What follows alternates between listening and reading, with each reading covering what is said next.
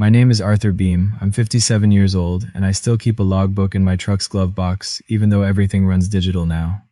Old habit. Some habits, the good ones, you don't break. I want to tell you about the morning my son-in-law stood at the front of a room with 60 of my drivers and called me a man who'd been left behind by an industry I helped build in this part of the country. He was halfway through his presentation when the compliance director pulled up a different document altogether. And every person in that room understood, in about 10 seconds, exactly who had been signing their paychecks for the last 3 years. But let me back up, because you need to understand what kind of man my son-in-law is before you can understand why that morning landed the way it did, and you need to understand what kind of man I am too. Not for sympathy, just for context. I grew up in Decatur, Illinois. My father drove a grain truck for 22 years for the same co-op, same route, same radio station. He never called in sick a single day in his life, not because he was never sick, because calling in sick cost money and money was not something we had to spare. I drove a truck for the first time when I was 16, when my uncle let me move his flatbed 60 yards across a gravel lot. I knew what I wanted to do before I finished high school. At 22, I had one truck, a used Kenworth T600 with 380,000 miles on it, and a radio that only picked up AM. I ran regional freight, agricultural equipment parts, mostly, back and forth between Decatur and Indianapolis with a swing up through Bloomington when the contract allowed. I did not have a business degree. I did not have a mentor. I had a route, a plan, and a wife named Patricia, who worked the front desk at a physical therapy office and told me we were going to be fine even on the months when I wasn't sure she was right. 24 years later, Beem Freight Lines had 91 drivers, warehousing at 3 facilities, contracts with a dozen regional grocery chains, and a dispatch operation that ran around the clock out of our main office on Industrial Parkway. Patricia had long since left the physical therapy desk. She ran our HR department for 11 years until her knees got bad enough that she had to cut back. She passed 4 years after I sold the company. I had kept running the business after her diagnosis, because the work was all I knew how to do when everything else felt like it was coming apart. Some people pray, some people sit still. I load manifests and check tire pressure and make sure 60 families have a paycheck on Friday. That's how I grieve. That's how I function. When our daughter Colleen was 32, I sold 65% of Beem Freight Lines to Nexum Logistics Partners, a private equity-backed freight company out of Cincinnati. They rebranded, new name on the side of the trucks, new software, new org chart.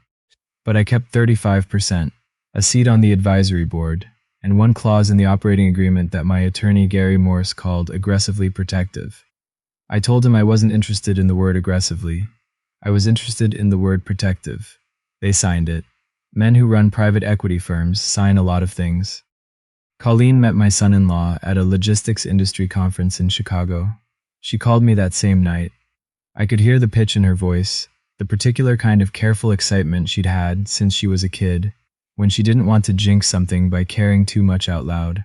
She told me his name was Bryce, that he had an MBA from Booth, that he worked in freight operations consulting and had ideas about everything. She said it like it was a good thing. I told myself it probably was.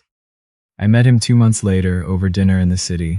He had a good handshake and a way of asking questions that made it feel like he was running an intake form. Polite, organized, smart in the way that people who've been told they're smart their whole lives learn to perform. He asked me what I'd done for work. I told him I'd been in freight. He nodded the way people nod when they're filing information and moving on. He spent the rest of dinner talking about where he thought the freight industry was going and what the next decade of logistics would look like. He had a lot of opinions. Some of them weren't wrong. Colleen looked at him the way she used to look at the acceptance letter from Ohio State, like something she'd earned and was still a little afraid to touch. I said nothing. I drove home alone on I-74. They married the following spring. I walked her down the aisle and shook Bryce's hand at the altar and thought about Patricia and kept my face arranged correctly. The first year was fine. Bryce asked after my health. He remembered to send a card at Christmas. Year 2, he began doing the thing, the gentle redirect. If I said something at dinner about driver retention or route efficiency, things I had spent 24 years actually doing, he would nod slowly and say something like, "That model's a little outdated, Arthur." The industries moved past seat-of-the-pants logistics. If I mentioned anything about the old company, he'd smile. With his eyes closed for a moment, the way a professor acknowledges a student who's almost arrived at the right answer. Colleen would catch my eye across the table. I knew the look. It meant please, Dad. So I let it go. I had gotten very good at letting things go. Here's the part that matters. About 18 months into their marriage, Bryce was recruited by Nexum Logistics Partners, Director of Fleet Operations, a big title, significant comp, a corner office in the Cincinnati headquarters. His onboarding materials described the company's founding as established through a series of strategic acquisitions. Standard PE language. Clean break from the prior ownership. No mention of Beem Freight. No mention of me. No one told him, because no one in his onboarding process had thought it mattered. And Colleen had asked me, very specifically, not to complicate things, so I didn't say a word. He had no idea he was driving on my roads. Thanksgiving 2 years ago. We were at their house outside Columbus. Nice place, new build, 3-car garage. Bryce had picked it out. He mentioned the square footage more than once. Colleen had made Patricia's sweet potato casserole. My grandson Owen, 6 years old, sat next to me and spent most of dinner explaining the rules of a card game I didn't understand. I didn't mind. I could listen to him for hours. Bryce was talking about a restructuring initiative he called the Fleet Forward Plan. Efficiency targets, margin improvement, a reclassification strategy. He used the word strategy a lot. At some point, he mentioned moving 60-some drivers from employee status to independent contractors. I put my fork down. Those people have benefits, I said. Health insurance, paid time off. Some of them have been on those routes for 15 years. Bryce looked at me, then at Colleen. Then he leaned back and smiled, the patient smile. Arthur, he set down his wine. I respect where you're coming from, I really do. But with all due respect, the way you ran your little operation, no offense, that era is done. You didn't have analytics, you didn't have a scalable model. What you had was loyalty, and loyalty doesn't show up on a balance sheet. He paused, let it settle. Honestly, I would never have hired someone like you. You built something in a different time. The industry now is technology, data, systems, not gut instinct and handshakes. The table went quiet. Owen stopped explaining his card game. Colleen looked down at her plate. I finished my dinner. I helped clear the dishes. I kissed Owen goodnight and hugged Colleen at the door and shook Bryce's hand on the porch. His grip was the same as always. I noticed his eyes still moved. I drove home alone on Route 40. 41 miles. I didn't turn on the radio. Colleen called that night. Her voice had the tightness that means she'd already been crying and had decided to stop. Dad, he didn't mean it the way it came out. He respects what you did. He just... It's okay, I said. I know. I didn't make it a thing. Not yet. 6 weeks later, Roy Chambers called me on a Sunday evening. Roy had driven for me since I had 11 trucks. The first driver I ever promoted to dispatch. He was the kind of man who showed up 30 minutes early, never asked for anything extra, and always knew what was happening on the floor before management had a clue. When I sold to Nexum, I had asked specifically that Roy's role be protected in the transition. They had agreed. Arthur. His voice was lower than usual. You hearing anything about Fleet Forward? I've heard the outline, I said. It's 63 people, he said. Not 60.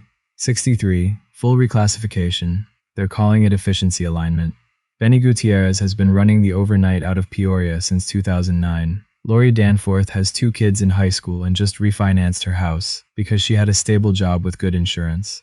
The Mejia brothers, Hector and Ernesto, came up from day labor and worked their way into permanent routes. These aren't numbers on a spreadsheet. I knew those names. Benny had driven through 2 blizzards when nobody else would move. Lori had cross-trained herself into safety compliance on top of her route. The Mejia brothers had perfect on-time records for 4 consecutive years. The board's already provisionally approved the framework, Roy said. Bryce is presenting the full plan at the all-hands in 2 weeks. It just needs one final authorization signature to go forward. I already knew what clause covered this. Section 8.2 of the operating agreement. Any workforce reclassification or elimination affecting more than 12 positions required prior written authorization from the retained interest holder, Arthur J. Beem, whose 35% equity interest included explicit veto authority over payroll structure and legacy staffing decisions as defined in Schedule C. Nexum's legal team had inherited that clause when they acquired Beem Freight and had, apparently, never flagged it. "Arthur," Roy said, "is there anything?" "I'll be there Friday," I said. After I hung up, I sat in the kitchen for a while.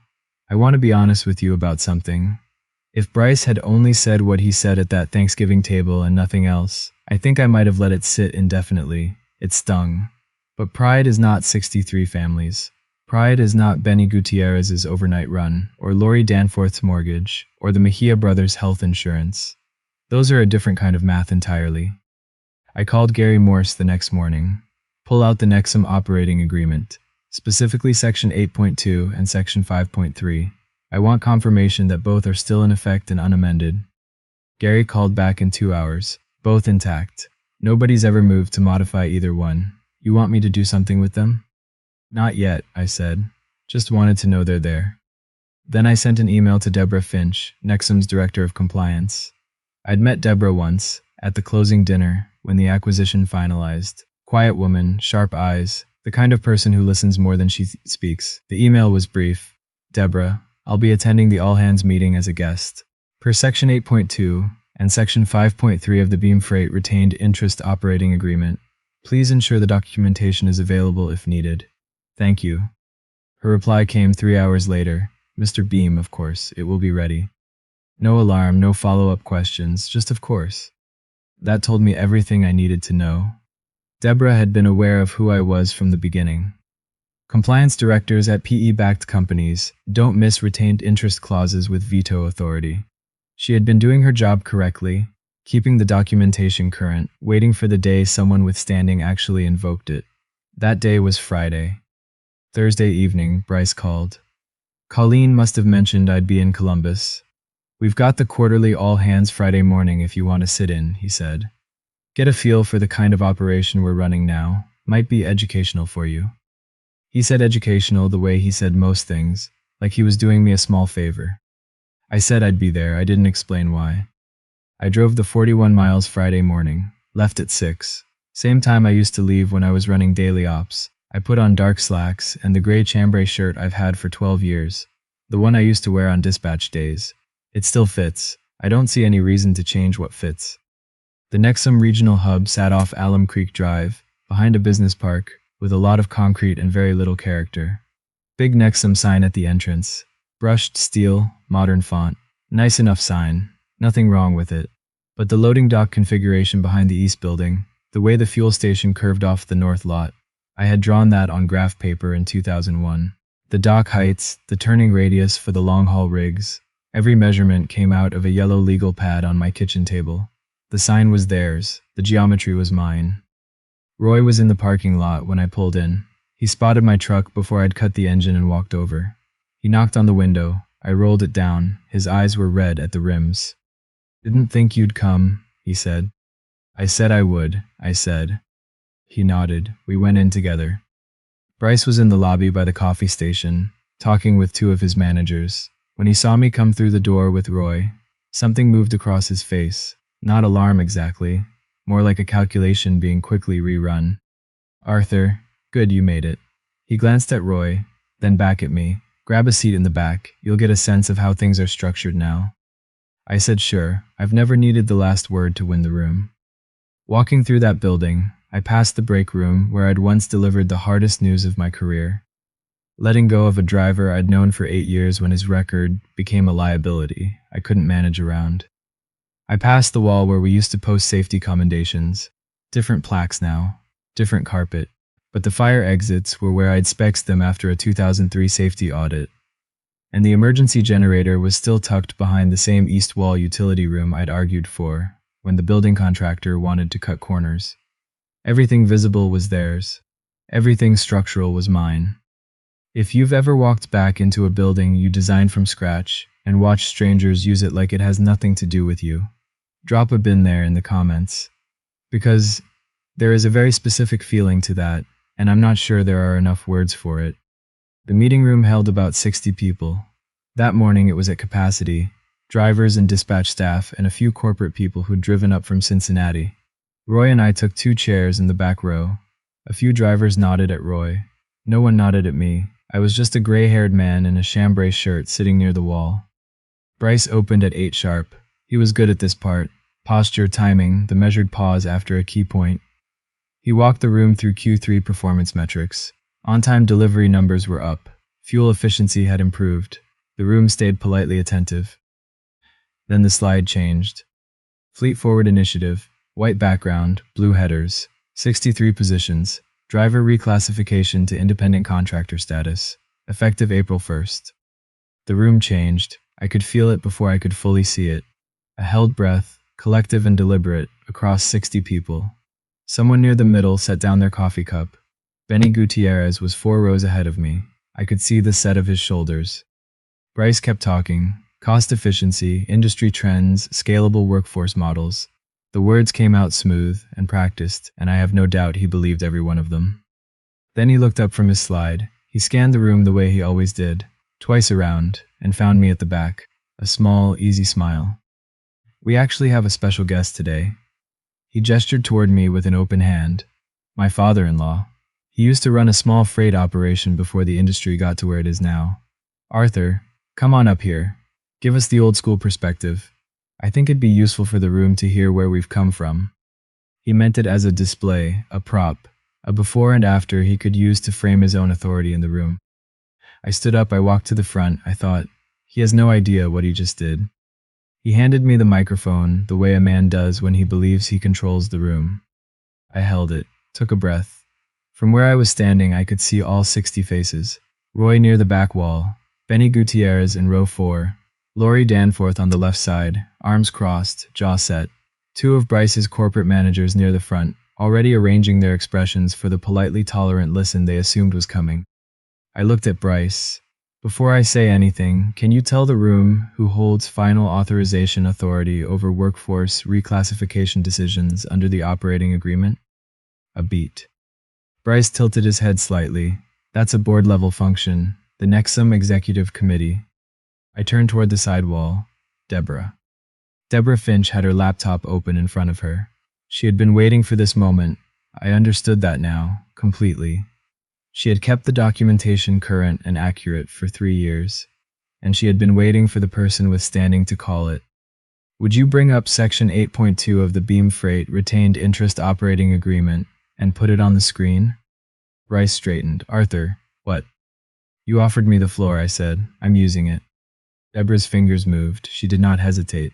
Not 1 second. The Fleet Forward slide behind Bryce went dark. A PDF replaced it. White pages, legal formatting, the kind of document that does not apologize for what it says. The room went still, the way rooms go still when something fundamental is being rearranged. Bryce turned to look at the screen, then at Deborah, then at me. Deborah scrolled to Section 8.2. It filled the screen directly behind Bryce's head. Section 8.2. Workforce Restructuring Authority. Any reclassification, elimination, or material change in employment status affecting 12 or more positions originating from Beem Freight Lines, legacy operations requires prior written authorization from the retained interest holder, Arthur J. Beem, whose 35% equity interest includes explicit veto authority over payroll structure and legacy staffing decisions, as defined in Schedule C. She scrolled. Section 5.3. Payroll Disbursement. Payroll authority for all positions under the legacy Beem Freight operational structure remains co-signed by the retained interest holder until a full buyout is executed per the terms of Schedule A. The room read it. I watched eyes move left to right, then back again. A driver in the 3rd row leaned toward the man next to him and said something too quiet to hear. The man shook his head slowly, not in disagreement, in understanding. Lori Danforth uncrossed her arms. Then Roy Chambers, from the back of the room, in a voice that was not loud, but that carried the way a man carries something he's been holding a long time, said, "That's the man who built those routes." And the room understood. 20 seconds of silence. Then someone near the middle started clapping.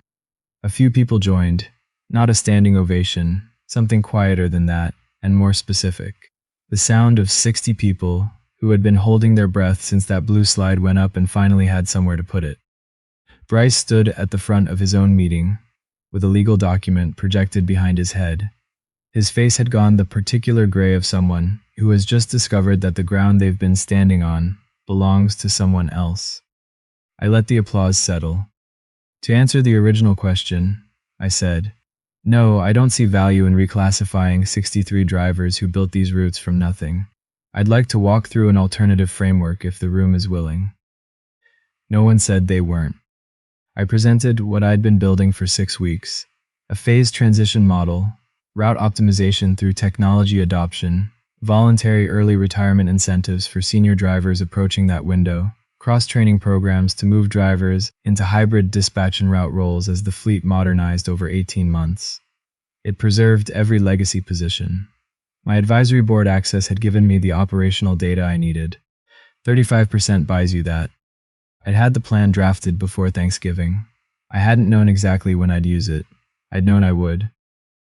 People asked real questions, I answered them. Bryce stood to the side with his arms crossed for most of it, saying nothing. Afterward, as the room filed out, he found me in the hallway near the conference room door. He took my arm, not rough, but deliberate, and stepped me 2 feet from the foot traffic. What exactly was that? His voice was low and controlled. You set me up in front of my entire team. You invited me, I said. You put me at the front of the room. This is going to create a serious problem with the board. The board can't call me. I'll be home by 4. You can't just walk into my meeting and... I've been attending this operation for 3 years, Bryce. In my capacity as retained interest holder, I kept my voice at the same temperature it had been since I walked in. You just never read the fine print on who signs your check. He had nothing for that. 2 of his managers passed us in the hallway. They found the floor very interesting. I went back into the conference room, shook Roy's hand, shook Benny Gutierrez's hand, a large hand that held mine a beat longer than necessary. Found Lori Danforth near the door. She didn't say anything. I didn't need her to. I walked out through the lobby, through the glass doors, into the March cold, and got in my truck. Sat there for a moment with my hands on the wheel. Then I drove home. Colleen called at 5:52. I was reheating leftover chili at the kitchen table. Dad. Her voice had that tight quality. She'd been crying and had decided to stop. Bryce is really shaken up. You should have told us. You should have told him who you actually were a long time ago. I set down my spoon. 63 people in that room are keeping their jobs this week, I said. A long silence. Why didn't you just say something? At dinner, why didn't you tell him? You asked me not to complicate things. I honored that. That's not. She stopped. That's not fair to put on me. Maybe not, I said, but it's what happened. Another silence. I could hear her working through it. He never asked, I said, not once, about what I built, about what it cost, about where any of it came from, not once in 3 years. The line was quiet for a long time. Then Colleen said very softly, I know. I waited. I need a couple days, she said. I'll call you. Okay, I said. I love you. When you're ready to talk for real, I'm here. I sat at the kitchen table where Patricia and I had eaten every meal for 22 years. The same table with the burn mark near the edge from a casserole dish she set down without a trivet, Thanksgiving 1998. I sat there until the chili went cold. I didn't question what I'd done, but I want you to understand. Not questioning a decision doesn't mean it costs you nothing. Being right and being at peace are 2 very different addresses. Sometimes you have to live at one for a while before you can get to the other. Monday morning, 2 days after the all-hands, I was in the garage sorting through a box of old logbooks when my phone rang. Clive Osterhaus, managing partner at Nexum Logistics Partners. His voice had the measured quality that comes from having legal counsel 2 feet away.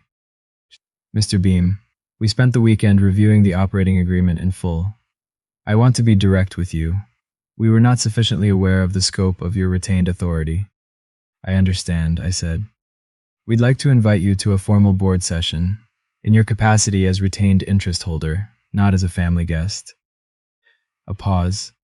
We should have done this 3 years ago. Yes, I said. You should have. The meeting was the following Thursday. I wore the dark slacks again, and a cleaner version of the chambray shirt, because I don't own a suit and I wasn't buying one for the occasion. Bryce presented Fleet Forward again, this time to a board that had read the entire agreement. They did not throw out his plan outright. PE firms are not sentimental people, and they are not wrong that the company needs to modernize. but they required full incorporation of the phased transition model as the primary framework, pending my written authorization. Bryce's promotion to VP of Operations, I learned later from Gary, was placed on indefinite hold pending stakeholder alignment review. That's the corporate language. For what happens when a board discovers they've been working around someone they should have been working with from the start. 63 jobs still standing. 6 weeks after the all-hands, Colleen showed up at my door on a Wednesday evening. No call ahead. Just her car in the driveway and her standing on the porch with her hands in her coat pockets and something different in her face. Something that had settled, or started to. I opened the door and she came in and we sat at the kitchen table. I made coffee. Outside, the last of the March snow was coming off the eaves in slow drips. She didn't say anything for a while. "I've been thinking about what you said," she finally told me. "That he never asked." I poured her a cup and sat across from her. "He's never really asked about you," she said. "Not about any of it. He decided what you were, and that was enough for him. He's never asked what it took to build what you built. He's never asked about Mom." She paused and looked at the table. And somewhere along the way, I stopped asking too.